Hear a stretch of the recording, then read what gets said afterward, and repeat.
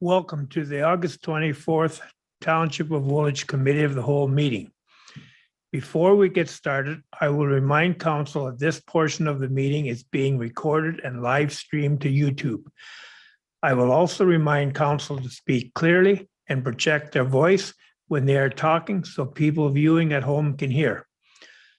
I will now do a roll call of council for the benefit of the public watching this meeting. When I call your name, please wave at your camera and say here or present. I, Councillor Martin, am present and chairing this meeting. Mayor Shantz. Present. Councillor Merlihan. Present. Councillor Redekop. Present. Councillor Shantz Present. and Councillor McMillan. Present. I need a resolution to convene an open session. Mayor Shantz and Councillor Redekop. Any disclosures of pecuniary interest? Oh, we have to vote on that, sorry. All in favor? Okay, any disclosures of pecuniary interest? There are no items to come forward from closed session. No planning public, no presentations. We have some delegations. Before we begin the delegations, we would like to explain a new timing feature we will be using to monitor your allotted time to speak. A countdown will appear on the screen and you will be given a warning beep when there is 1 minute left. A second bell will ding when your time is up. If you are sharing your screen, please listen to the warning sounds as you will not be able to see the timer. Deputy Clerk Smith, can you please give us a demonstration of the timing bells? Thank you, Mr. Chair. Just for anyone listening or watching at home, I'm going to give you a short timer, but you will have 10 minutes during your delegation. And then your warning will be at 1 minute and your alert will be at 0 minutes. So you should be able to see the timer on your screen now. This is the warning. And then this is the sound of the alert when it's over. That's it, Mr. Chair. That's good. Should be able to hear that. Instruction for the delegations. Delegates, please leave your video turned off and your microphone muted until you are called upon to speak. Once you have finished your delegation, please turn your microphone and camera off again. You may leave the meeting after your delegation is done. If you wish to remain on the Zoom call and watch the remainder of the meeting, you are more than welcome to do that as long as you keep your camera and microphone turned off.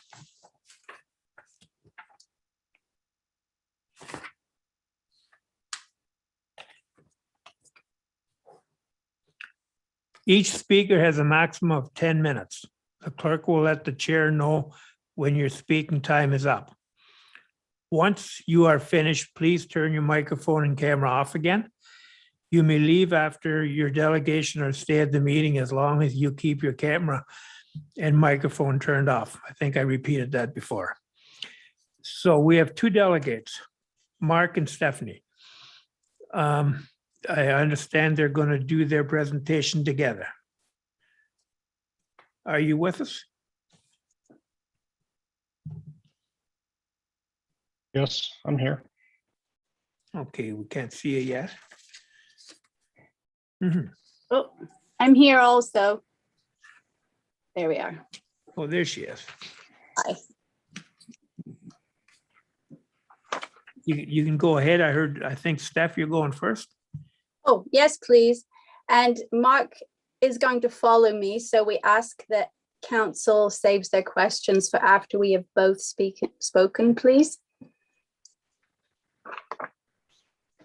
Mayor Shantz and council, thank you for hearing Mark Walker and I, who are honored to represent the Save Middlebrook Bridge Community Action Group.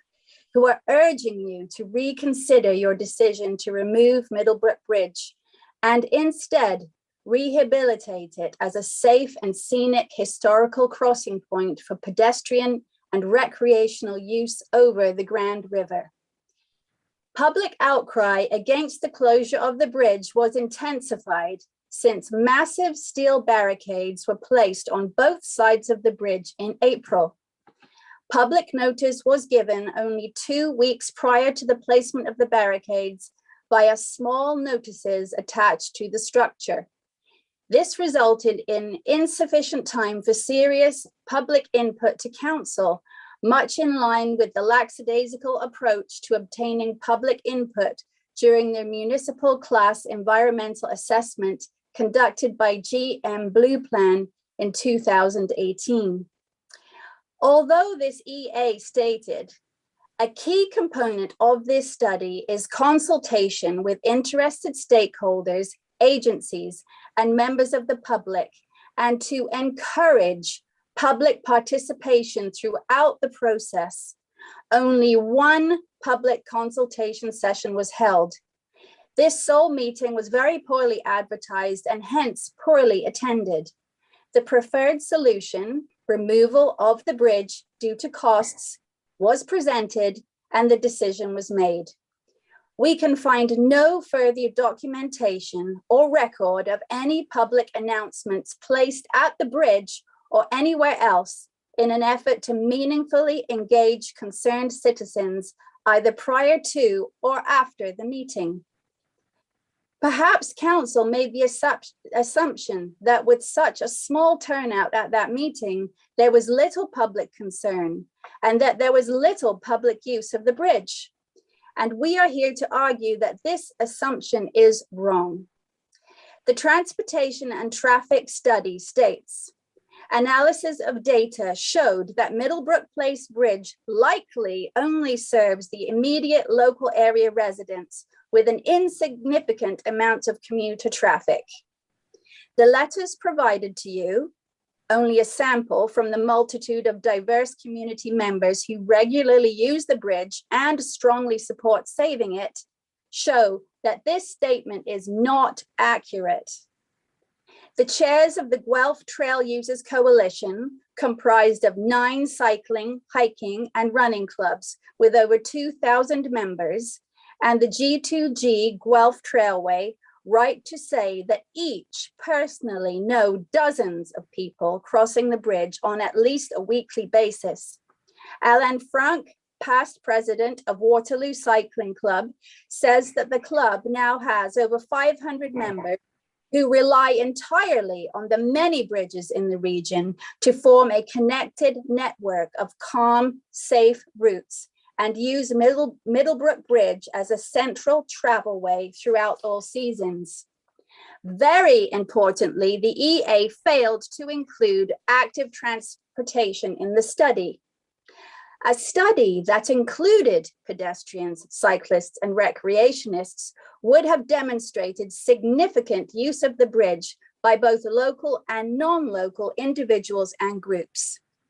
Council minutes show that council based its decisions primarily on economic criteria without consulting with its citizens in a meaningful way for input and guidance. If economics are the swaying factor in the decision to remove the bridge, what are the economic benefits of retaining the bridge?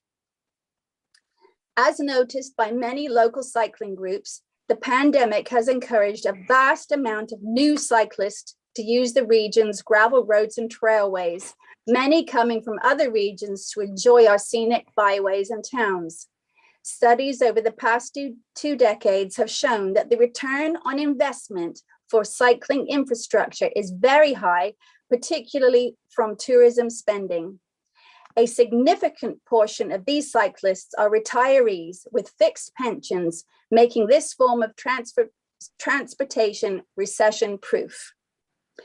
Given that bicycling and hiking have been shown to be safe and necessary activities in the support of mental health and physical well-being during the pandemic, the rehabilitation of Middlebrook Bridge is an important candidate to receive significant funding from recently announced funding sources, for example, the National Active Transportation Strategy Fund and the new strategic plan, Transform Waterloo Region, announced in June of this year. Council bookmarked $100,000 to support this initiative. Also, it would be a mistake to underestimate your skilled and supportive local communities who are rallying and willing to fundraise, offer labor, and provide long-term support for the bridge's preservation.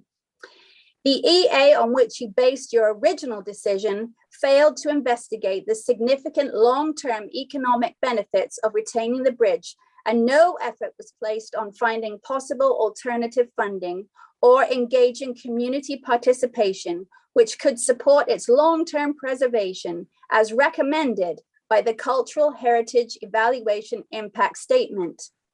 This delegation urges Council to reconsider recommendations in the Cultural Heritage Evaluation and Impact Assessment, which concluded that Middlebrook Bridge should be filed with the heritage staff of the region of Waterloo, Woolwich Heritage Committee, and Ministry of Tourism, Culture and Sport. This is due to its determination as a rare surviving single lane, single span, pin connected steel pratt camelback through truss bridge. I kid you not. It is one of only 4 remaining in the region of Waterloo, one of only 2 located in Woolwich County, and the only one utilizing this unique design. This fact alone will draw significant tourism dollars to our region. In conclusion, Council has failed to engage and represent its constituents and has not fully acted upon the serious studies and consultations paid for by the taxpayers they represent. As such, Council should delay any further actions to remove Middlebrook Bridge and, in a timely manner, meaningfully initiate engagement with concerned citizens, both local and regional, to document their inquiries and give thorough consideration with feedback addressing all concerns brought forward. Once all strategies within Council's power have been used to support the will of the people, we expect a final public report outlining all possible remedies that can be used to save and rehabilitate this unique and historically significant bridge for safe access across the Grand at this glorious setting in nature for many generations to come. I thank you for your attention and engagement in this very important issue. Thank you, Stephanie. I'll take it from there. Mayor Shantz, Chair Martin, Woolwich Council. As Stephanie mentioned, my name is Mark Walker. I'm also associated with the citizens group that's concerned with the restoration of the Middlebrook Bridge. And thank you for allowing the time for Stephanie and I to share our concerns, which, as Stephanie mentioned, are really the concerns of well over 150 and growing like-minded individuals. And that's only a recent collection because of the late sort of visibility of this issue to us. So it's growing rapidly, the groundswell of concern here. And these individuals are all very disappointed that this amazing bridge in a beautiful setting, a fantastic location, has been shuttered and slated for demolition. I'd like to emphasize and elaborate on some of the many wonderful aspects of this bridge from a recreational perspective. This bridge has been appreciated for years by many people who simply visit to enjoy the amazing serenity of this gentle river bend from a structure that's so steeped in tradition of a bygone era. You just simply don't see these kinds of structures anymore. Many of the hikers, dog walkers, photographers, cyclists using this bridge on a daily basis are pausing on this bridge to take in the surroundings, and they pause for quiet contemplation, something badly needed in this overly busy and connected world. I have personally fished from this bend in the river and using the bridge to cross from one side to the other, as many fishermen do. This same stretch of the Grand River is actually, you may be aware, has from Bellwood down to Bellwood Dam, that is, down to West Montrose, has been declared the best brown trout fishery in North America many times. So understandably, it's a popular destination for locals and travelers from all over the continent. My main passion is for cycling. And as Stephanie mentioned, we have heard the concerns voiced by several clubs and many individuals representing thousands of cyclists that use this bridge on a regular basis. The bridge is situated to allow the perfect crossing point for the Grand River to link many official trails, such as the Elora Cataract, the Cottontail, Goddard's to Guelph, and Guelph to Elora. I personally crossed this bridge on average twice per week in the past to link together many quietly, lightly traveled gravel roads, farm lanes, unmaintained road allowances, rail trails around Elora and Fergus, and can never resist the urge to pause and take in the view up and downstream, or to chat with the fisherman or the hiker that's at this beautiful location. I haven't gone to the extreme mentioned in the letter from the Waterloo Cycling Club that I believe is submitted in this delegation, but where they've stated their members are actually carrying their bikes over their heads to cross the river here. That's how popular this place is from a cycling perspective, but it does highlight how critical this crossing is to the public in general. I don't know if any of you are cyclists, but I want to point out one thing here. The fastest growing segment of the cycling world for several years now is what we call gravel or adventure cycling. And this development in the world of recreational cycling has come about as the cycling public recognized the need to avoid busy roads with fast, large vehicles, too often with distracted or simply inconsiderate drivers. I can personally attest to this after a road cycling accident left me with a shattered elbow and a broken hand, but luckily it was nothing worse. And that was a turning point for me where I started to target gravel riding big time. So take any day, especially a weekend, and you will see large numbers of gravel riders stopping in my hometown of Elora for a coffee and a butter tart in the middle of their ride. This incredible growth in gravel riding is proven by the fact that at least 80% of new sales and servicing at the local bike shop, the Bicycle Tailor in Fergus, is now for gravel bikes. But in order to promote this healthy and safe activity, we need to preserve and enhance the infrastructure needed, mainly bridges, trails, and bike lanes. So we ask that you, Woolwich Township Council, seriously consider what Stephanie and I are representing many really on this group have expressed here tonight, and to give us a chance to contribute to a constructive solution for this bridge. Thank you. Committee members, any questions? Mayor Chance? Thank you for the presentation. I'm wondering, have you, I've lost the name of the municipality that's right beside us, Mapleton? Thank you, Center Wellington. I knew Mapleton was north. Have you approached Center Wellington? I believe this bridge is half theirs, right? Can I answer that, Mark? Go ahead, Steph. The bridge is on the boundary between the two, and I believe that the councils share it, but the maintenance is the responsibility of Woolwich Council. So we were actually advised by a councillor at Centre Wellington to approach you first because you are spearheading and leading the way in the caretaking of this particular bridge. So we've come to you first as the leaders. And if I can add there, Stephanie, as well. So Mayor Chance, Mayor Linton is also aware of this concern, this issue, certainly. We did raise it with him, and as Stephanie said, he kind of deferred to Woolwich Township as the, at least the first contact, if you will. Okay, thank you. Any other questions? Seeing none, thank you for coming.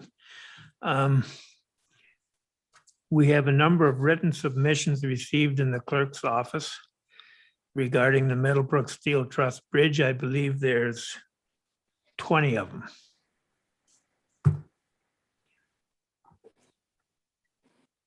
Okay.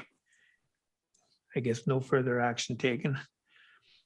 Next, we go to the Heritage Train Station funding request, and I'll ask Mr. Vink, Manager of Planning, to introduce this to us. Evening, Council. Thank you. So this is the Heritage Train Station report. Back in 2008, when the Walmart Smart Centers lands were developed in the stockyards, part of the agreement was that they would provide some funds, 60,000 in total, towards a train station. The funds were given to the township to hold, and then to be released once a set of criteria was addressed. Those criteria are outlined on the second page of the report. Essentially, that they propose to build a train station that is operated by the railway operator. That's a heritage passenger train station. The train station is to be located within the Stockyards urban area, and it is for works related to construction of the train station, as well as any other associated site works. It is supported by the region, who owns the spur line, and includes the costing details and funding sources for the project. So those criteria have been met and have been provided to staff. We're satisfied that they've met that criteria. The proposal little train station is going to be located in the Stockyards area near the intersection of the rail line and Farmers Market Road. They have provided us the costing estimates and works that are required, and as such are requesting the $60,000 be transferred over to them that we're holding on their behalf. If there's any questions from council, I'll willing to answer them. There is also a delegation on behalf of the tourist train to speak to this. Committee members have any questions? No?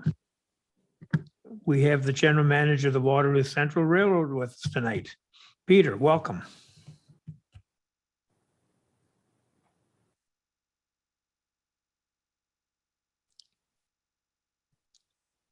Peter, are you with us? Thank you very much, Chair Martin. I apologize for that. I'm actually traveling, so I'm calling in by cell phone. That's why I'm not on video. I Okay, think the report by staff is very thorough. I can't think of any other details, but I'd be more than happy to answer any questions you might have about what we're thinking about here. committee members have any questions? Well, you're a quiet group tonight. Okay, we have a recommendation before us. Who would like to move it? Mayor Shantz, who would second? Councillor Shantz, any further discussion? All in favor? O'Leary, are you asking? You have a question? Yeah, I'd like to make a motion. I see that this is a not-for-profit organization and do some good work in the area. And I'm wondering if we could basically give them the $500 that it would cost us for the building permit and waive that part of it as a good gesture to this organization. Councillor McMillan? If Councillor Shantz was proposing that as an amendment to the motion that's on the table, I would second that amendment. Okay, any further discussion?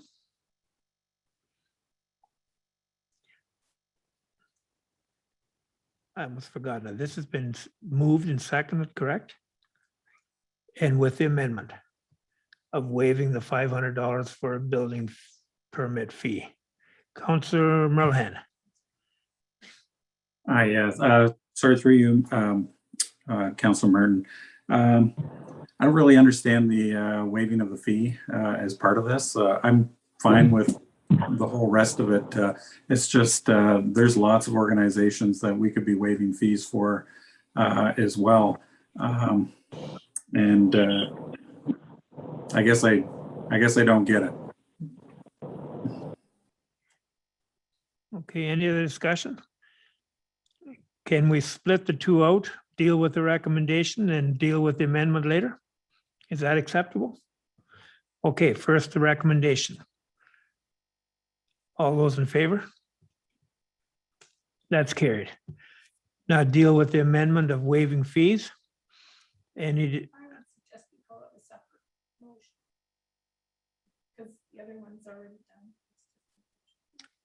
okay, I don't know. It's all, that's okay. I thought I was doing that. Okay. We're dealing with waiving the $500. Somebody prepared to move that? Councilor Shantz, somebody would second that? Any further discussion? I guess it fails. Or Fred, were you, did you second that? I Yeah, can't. I was going to second it. Okay, then, further discussion? I'll call a question. All those in favor? Opposed? Okay, that's 3. That's defeated. Okay. Unfinished business. We have nothing before us. Consent items. I always get confused because we got items for approval. What's all in our consent items? I don't see anything listed.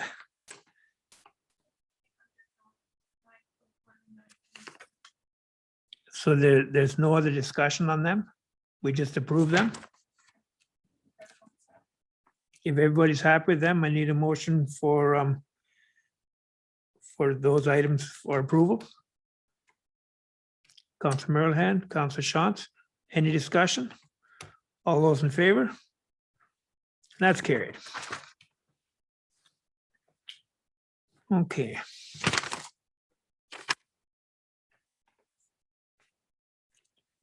Does that include items for information?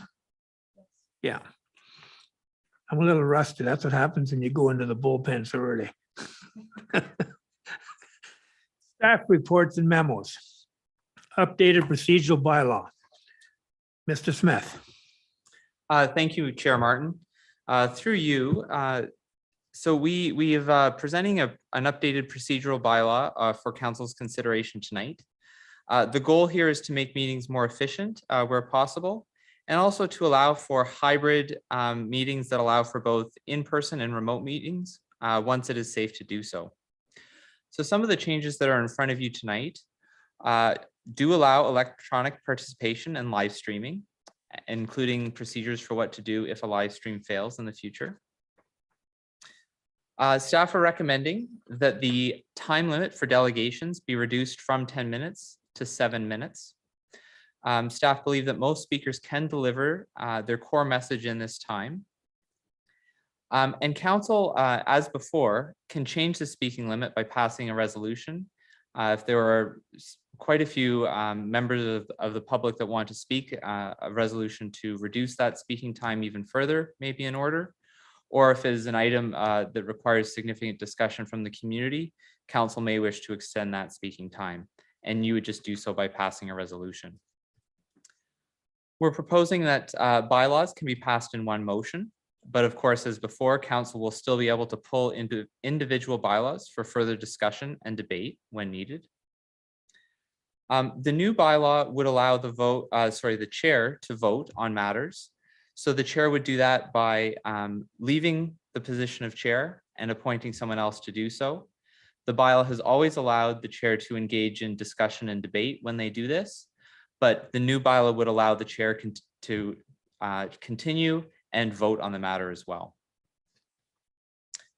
The new bylaw also moves the motion to reconsider to be more consistent with Robert's rules so that it only applies at the same meeting. And Council would still be able to give different direction for Council or change a recommendation a recommendation given at committee of the whole by pulling that at a Council meeting, or at a future Council meeting just by passing a regular resolution. That's what we'd propose tonight. And then just finally, agendas have been reorganized and condensed. So you would see, if Council approves the bylaw, you'd see some changes on your agendas. They'd just be a little bit shorter. So with that, I'd be happy to answer any questions that Council may have tonight.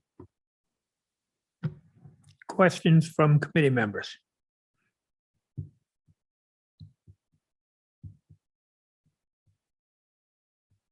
Any?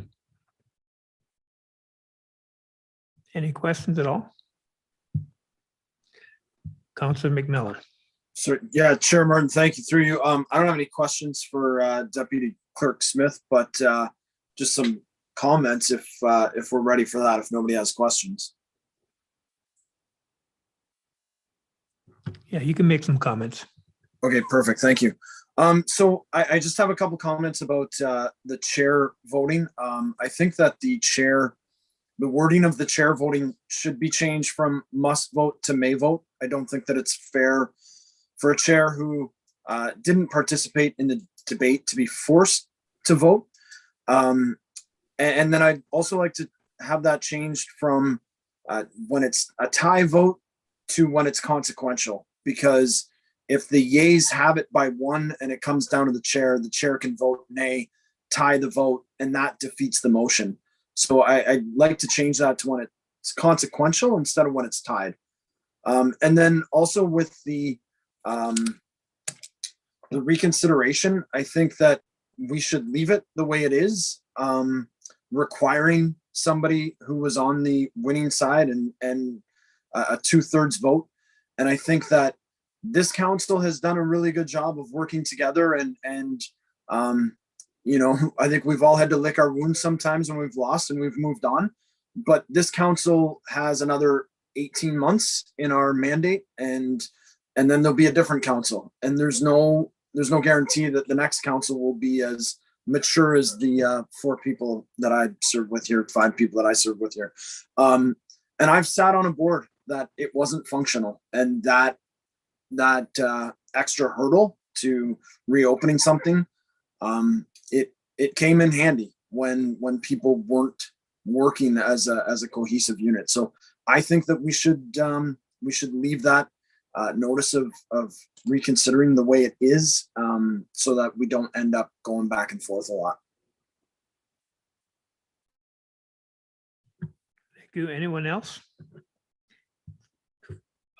Fred? We can't hear you. May I ask Councillor McMillan a question? Sure. So go that your last comments were about, is that in the same meeting that you're saying that we should have the opportunity to redebate the question that we've just passed? Is that what? I'm just trying to clarify what you're asking of us. So the notice of reconsideration, anytime a matter is settled. So for us, committee of the whole, that's not the matter settled. That committee of the whole makes the recommendation. Once it goes to a council meeting, once it's ratified, if we were to open it up after that, it requires somebody from the winning side and a 2/3 vote to reopen the issue, if I'm correct, in my understanding. So rather than getting rid of that, I think that we should leave it in. And I mean, even with the best councils, we saw an issue earlier in our term, the Winterburn Bridge, the Peel Street Bridge, where I think we had really reasonable people on 2 sides of an issue that it was difficult for us to find a consensus. You know, we got a majority, but we didn't have a consensus. And I don't think anyone was wrong on that issue. But if we don't have that 2/3 vote to reopen the issue, you can have reasonable people opening up a contentious issue over and over again. And I agree, it's maybe a one-off. It's not going to happen a lot. And I think it's not something you necessarily need to guard strongly against. But when it does happen, I think we would have wished that we had left it in place. Thanks for that clarification. Thanks. Mayor Shantz? Thank you. A couple of questions, I think, for Mr. Smith. On the notice to reconsider, I seem to recall, and maybe this was in another lifetime, but that you could not revisit a motion within the year. Is that part of our procedure? Through you, Mr. Chair, that wasn't something that was ever in our procedure bylaw, at least since I've been with the township. I don't know if it's older than that. Our bylaw used to say that a motion to reconsider could be considered at any subsequent meeting. And I think if I've heard Councillor McMillan correctly, he's recommending that that stay that way. Okay, but I think he's also recommending with the 2/3 vote, right? Because if we take this out and if we allow a new motion on the same topic, we could have that same problem coming over and over again, where every week somebody on the other side brings a motion again. And I think, Scott, if I'm not mistaken, that's what you're kind of guarding against, right? Yeah. I think that, and the other thing is like attendance. Like if you have a 3-2 vote and then the next week somebody's sick or somebody chairs the meeting and, you know, a vote is different because somebody's sick and somebody's chairing and somebody, you know, I don't think there's one person on this council that would do that. But I think there are a handful of councillors in our region that would take that opportunity and look and say, hey, the votes are different this week because this councillor's sick and that councillor's chairing. So I'm going to put this issue on the table tonight to try to get a different vote. So yeah, that 2/3 eliminates that 3-2 flipping to being 2-1 the other way. Okay. My second question is about the chair voting. I wonder if we just say that the chair can vote if they declare before the vote is taken that they're going to vote. I think that's a procedure that I've seen in other instances where generally the chair does not vote, but if the chair wants to vote on a particular issue, they just say, you know, I plan to vote on this issue and then vote. Is that something that you've seen or heard, Jeff? Through you, Mr. Chair, I haven't seen that procedure before, but I think that declaring before you vote does at least take that, you know, it sort of puts the onus on the chair to declare that first, rather than after the vote is taken to sort of change the outcome by then making the decision, right? So I do think that's a good caveat to add in there if council wished.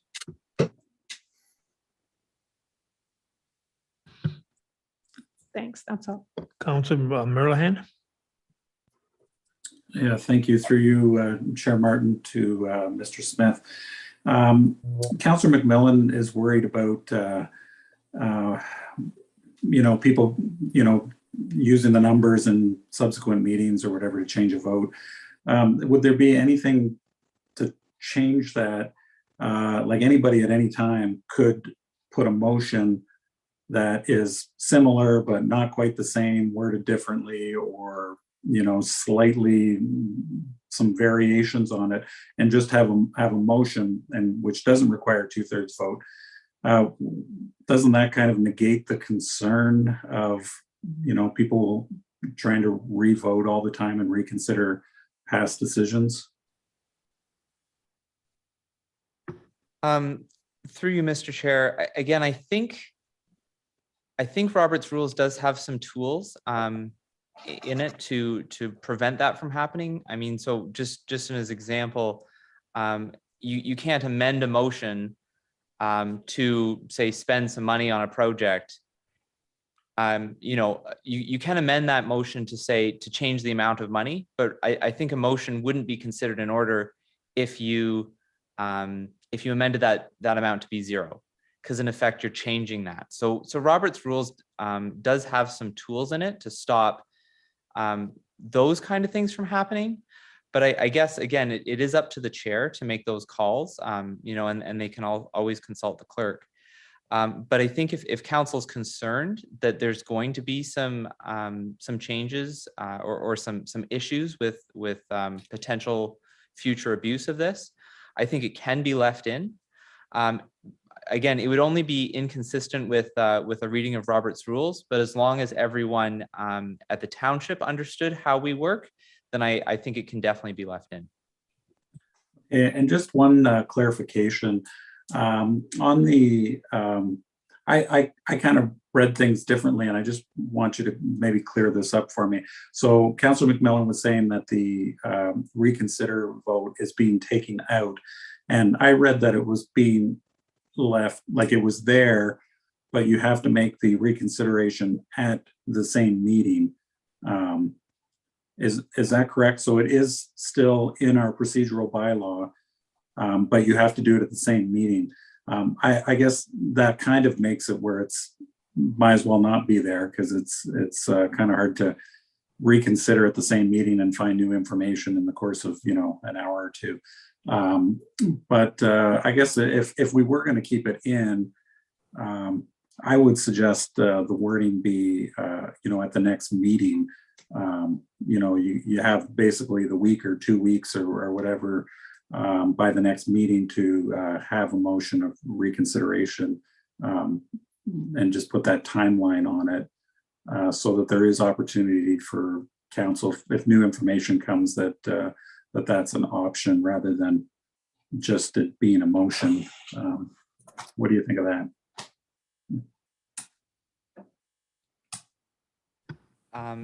Through you, Mr. Chair, I think ultimately it's up to council. I would just say that, again, if you put the motion to reconsider has to be at this next meeting, then there would be some question about how would council change their minds if they wanted to be able to do that at a meeting, say 6 months down the road.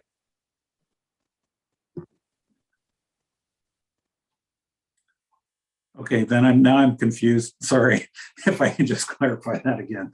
So we have a motion to reconsider, but it has to be done at the day that the vote is taken. So how does 6 months down the road work then with that? I mean, the reconsideration vote wouldn't be part of that. Is that correct?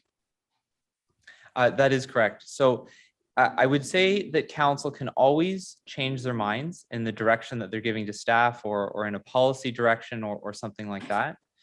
I mean, a good example of that might be council has a policy in your procedural bylaw that you don't pass proclamations.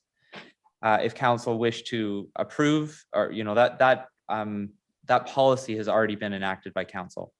If council wish to change that at any future date, you can do so. I would just recommend that council would consult with the clerk on that particular matter, and then we would write a report. You would have all the facts in front of you to discuss that, and then you would pass a simple resolution to adopt a bylaw to make that change. So I would say that council can make changes to policies or direction that they've given. As staff, we would just want to help you to make sure that you're doing it procedurally, you know, the right way to do it. If council is changing some directions, though, if a direction has already been approved by council and staff has worked towards implementing that direction, it may be either costly or impossible to change it. So one thing that Robert's rules mentions is contracts.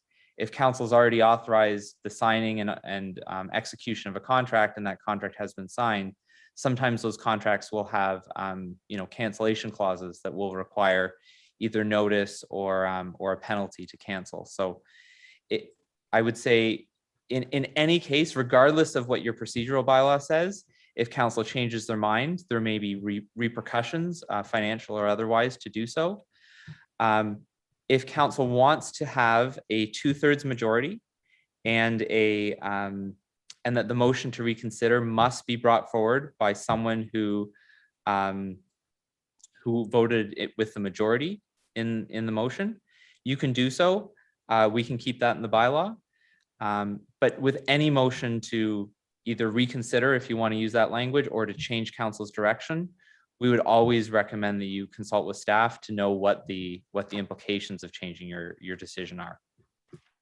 Okay, thank you. Councilor Shantz, did I see your hand before?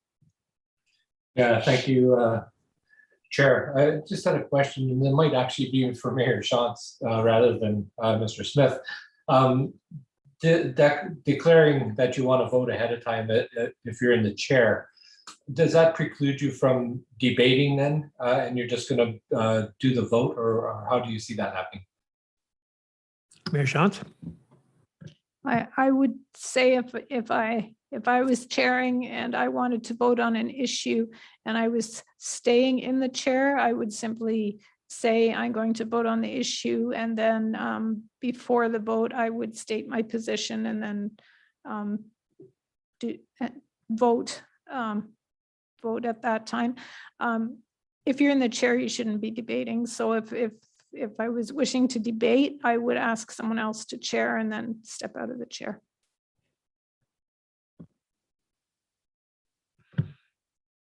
Any other questions? Okay, we have a recommendation before us, but I did hear a few of a few changes that we'd like to see or suggestions.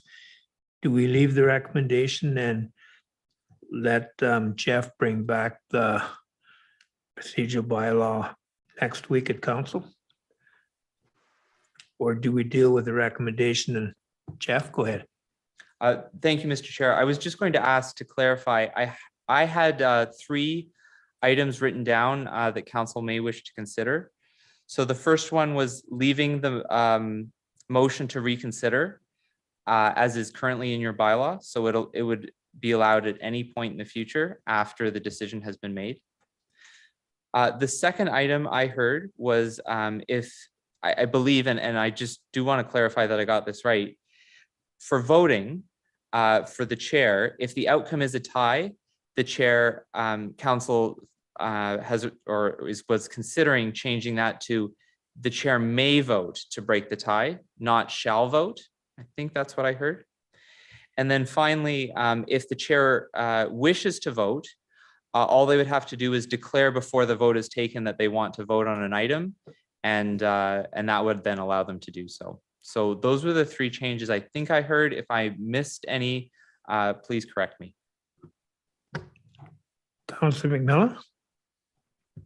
Yeah, Deputy Clerk Smith, you got mine almost right. It was the chair may vote if the vote is consequential. Because they can vote if the vote when it gets to the chair is yeas have it by 1, the chair can vote nay and defeat the motion in a tie vote. So they may vote if the vote is consequential, not just if it's tied.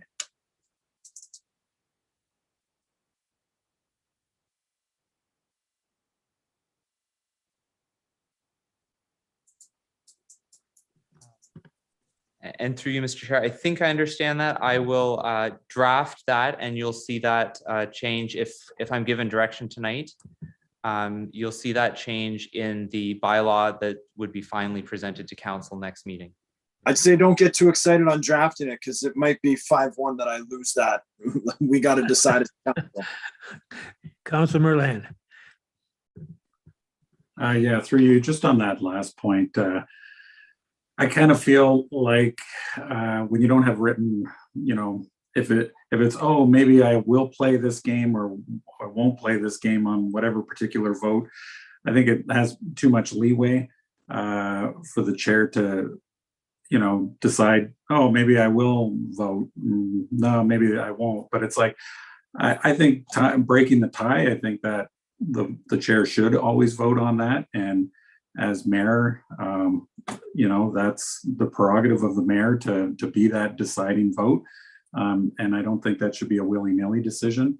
And yeah, and it's tough. But I think when council votes, on whatever regular stuff, and it's a 1 vote or whatever, and if the chair is not voting all the time and only when they want something to either pass or fail, then that's a little too much game playing on the part of the chair, and just in my opinion.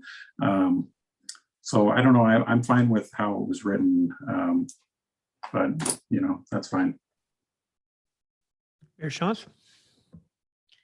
I think if we keep in that the chair can vote if they declare at the beginning, like prior to the vote, that does allow someone in the chair, if it's something they feel strongly about, or if they think it's going to go one way or the other and they wish to vote, they can vote at that point rather than, I agree, saying when it's consequential could be a little wishy-washy. So I think allowing the chair to vote if they declare ahead can also cover that situation.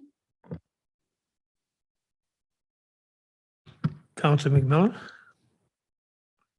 Yeah, sorry. Couple of things. When it's consequential, isn't wishy-washy. It's just like saying the chair only breaks a tie. Well, a tie vote is 2-2, but 2 for and 1 against is also a tie because the chair could vote against and defeat the motion. So that's what it means by consequential. It's not just wishy-washy. And I think the other piece is, I understand Councilor Merlehan's hesitation about gamesmanship, but sometimes the mayor has to go out and be the face of whatever decision is made by council. I think that the door should be left open for some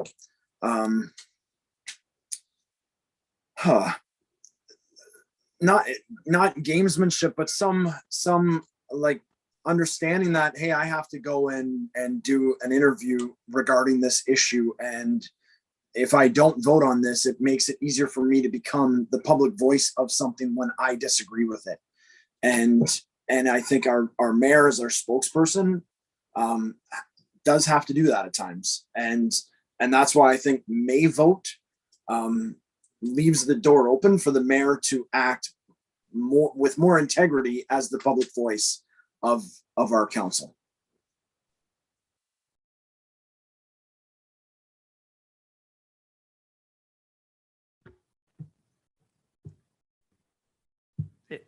Councilor Shantz?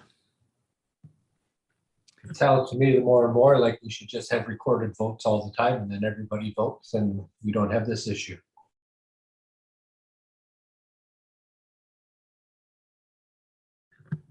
Any other discussion? So, Mr. Smith, do you know what changes you're gonna make and bring it back, or we deal with the recommendation? Mr. Chair, I think council still has to provide that direction for me. We've discussed 3 changes. Again, as far as I heard them, was to leave as is the motion to reconsider, was to allow the chair that they may vote in cases of a tie if the vote is consequential.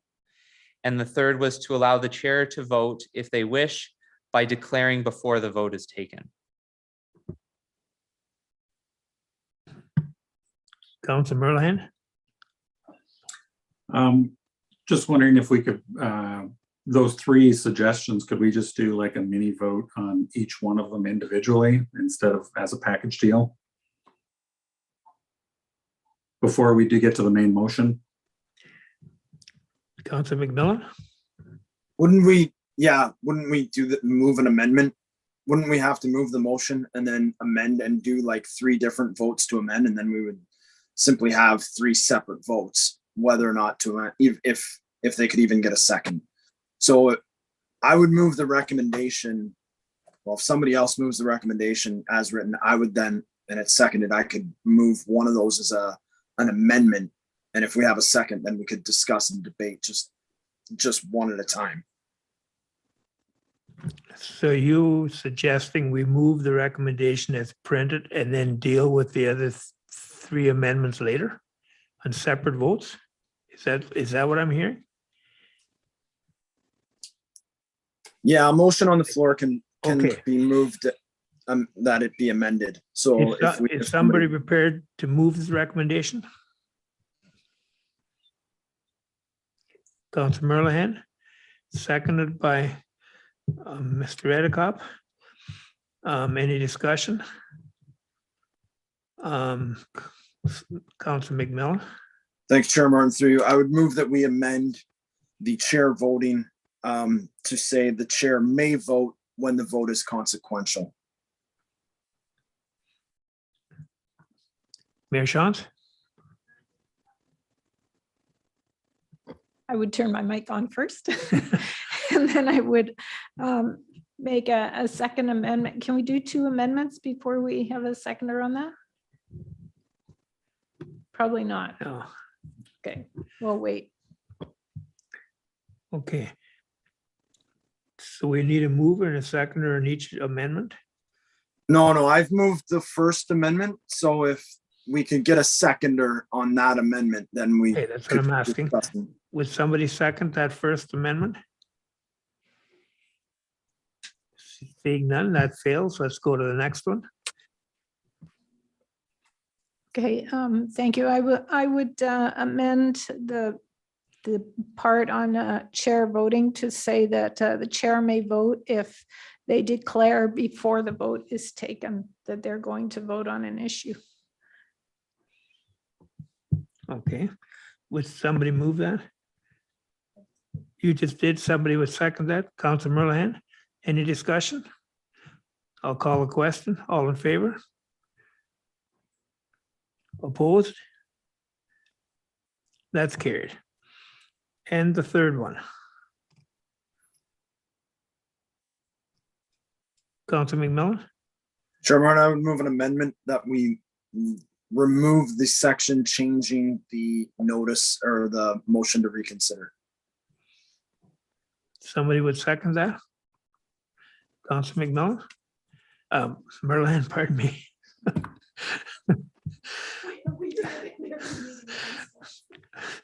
I'm glad I'm not voting tonight because I wasn't sure what I'm doing. Any further discussion on that? And I'll call the question. All those in favor? And that's carried. So I think you've got your instruction, Jeff, that's all dealt with. Okay, Sorry, Chair Martin, though that amends the motion. So now we have the original motion that was tabled by Mayor Shantz.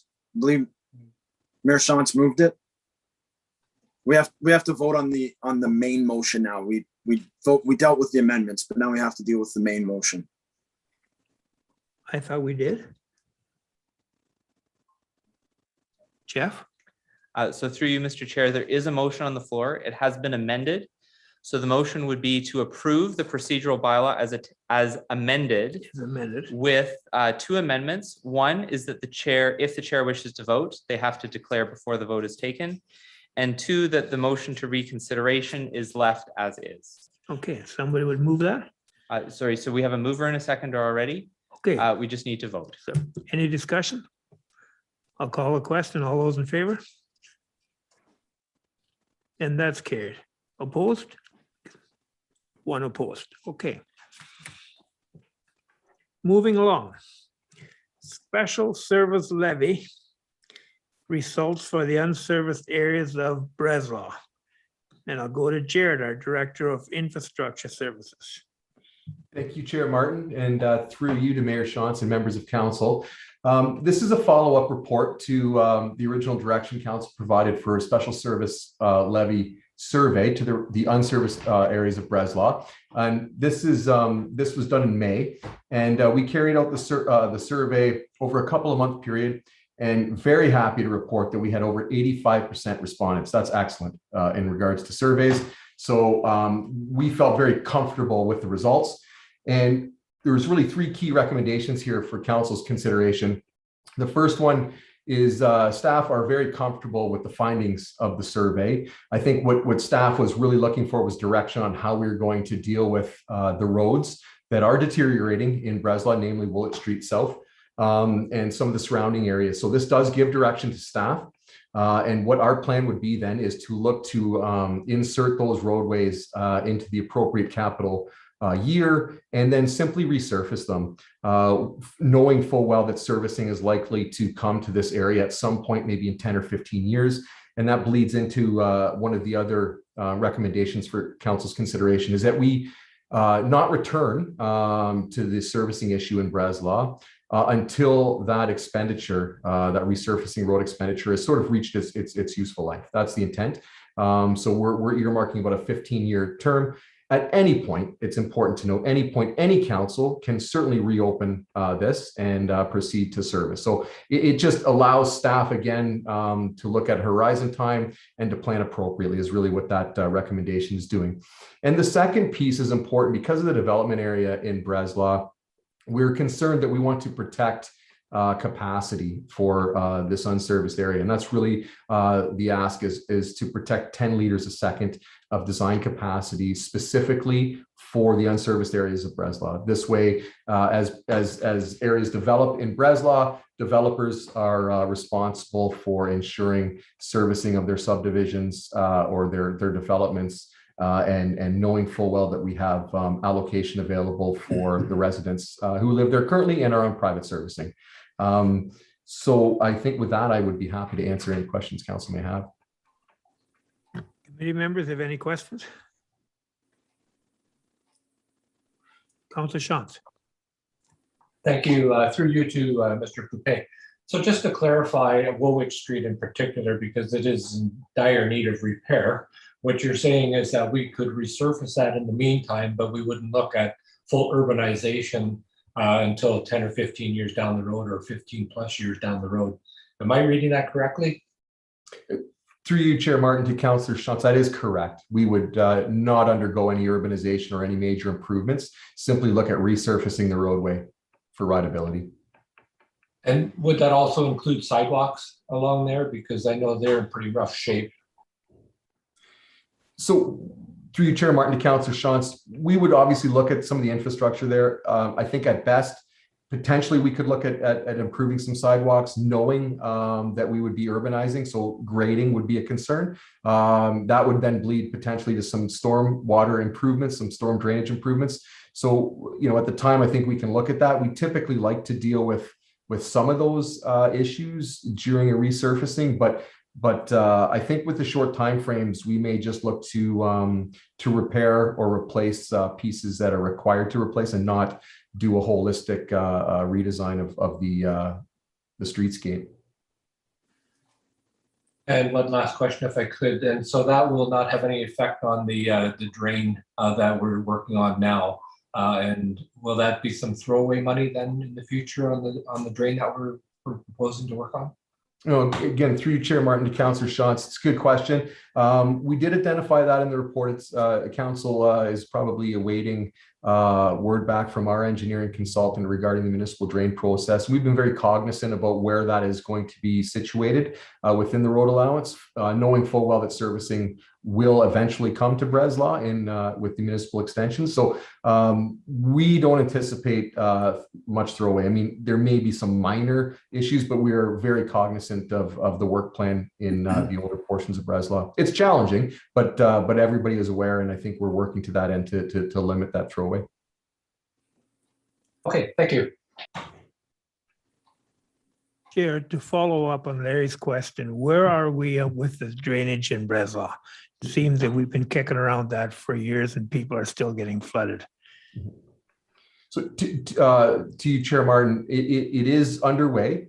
I believe that really we are down to putting the final touches on the report. Staff have not seen the report yet. It is still with our consultant CaseMart, but we're anticipating that to come here shortly, whether it's August or September, but it would be early fall that we would anticipate a report for council's consideration.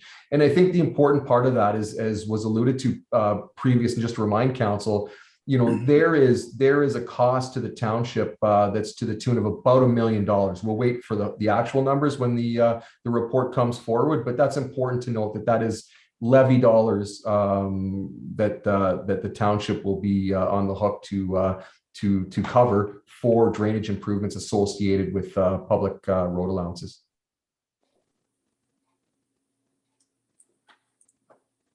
Okay, is there any other questions for Jared? Councillor Merlehan? Yeah, through you, Councillor Martin. Not a question, just a comment. Just want to point out that this is another good example of the township asking Breslau residents what they want. They, you know, provided us feedback, and you know, we listened as staff and council listened to the needs and wants of the people of Breslau. So I just wanted to point that out. Any other comments? There is a recommendation before us. Somebody prepared to move it? Councillor McMillan, somebody would second it. Councillor Merlehan, any further discussion? Then I'll call the question. All those in favor? Opposed? None? That's carried. We had one written submission that was sent to the municipal clerk's office. Next, we go to Woolwich Street North Reconstruction Project. Jared, tell us about it. Thank you, Chair Martin, and through you to Mayor Shantz and members of council. This is a project that has been on our docket for a few years. It was prompted most recently in our 2021 deliberation process by a property owner. They were looking at potential development of their properties along Woolwich Street North. And we had anticipated to be in a different position today. However, as time passed, we looked to go through the RFP process, and we're certainly happy to report that that was a successful process. And we are looking to retain GM Blue Plan Engineering at the cost of just north of $68,000, including HST rebate. And this will be for the full urbanization, storm, curb, gutter, sidewalk, including the extension of municipal services, water and wastewater, which are to be extended at the cost of the benefiting properties. In this case, those properties are along the west side of the road. That information has been passed along to the owner. It is actually the same owner who owns all 3 parcels on that west side. They're well aware of that. And that's how we would be funding that. And there's also a funding component from Thomasfield Homes, who is responsible for the development of the east side. And they are responsible for 40% of the urbanization costs, which would include sidewalk, curb, gutter, road, and some storm sewer. That is triggered in a subdivision agreement, and when they develop, then we would receive that money, and that is somewhat of the answer to why we see a $360,000 budget. We had anticipated construction costs potentially occurring this year, so that's why you saw that, including the construction costs, and why there's such a surplus. Simply put, we will just carry over that dollar amount once we've engaged GM Blue Plan and gone through their construction cost estimate, and we'll show construction work in the appropriate capital plan moving forward. But that's really the discrepancy there. And council needs to be aware that we would be upfronting Thomasfield's 40%, knowing full well we would be that would be returned to us when their development is triggered.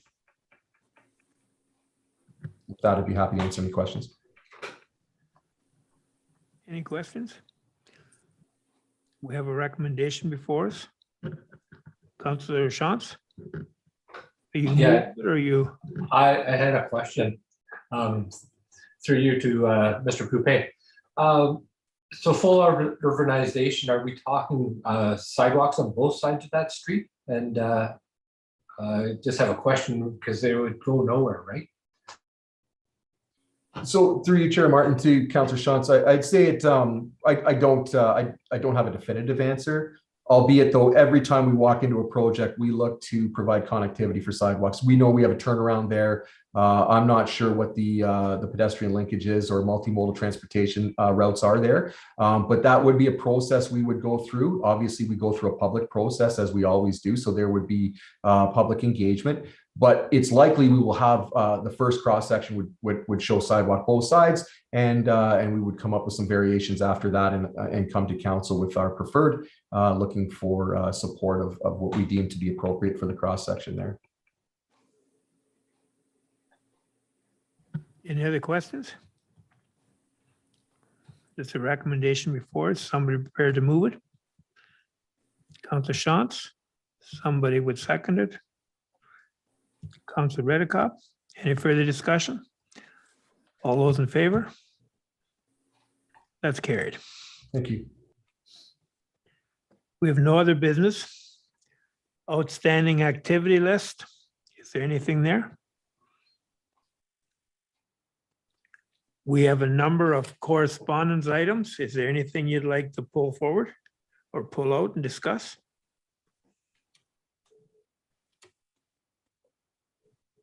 Okay. No public notice. No notice of closed meetings. Notice of motion. And in closing, council would like to thank all who participated in the meeting and all who turned in tonight on our YouTube live stream. Please join us next Tuesday, August the 31st.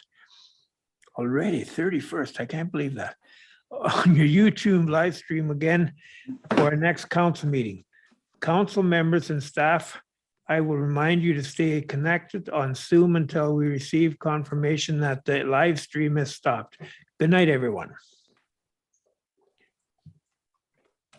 A motion to adjourn. Councilor Shantz, Mayor Shantz. All in favor? That's carried. Thank you, everyone.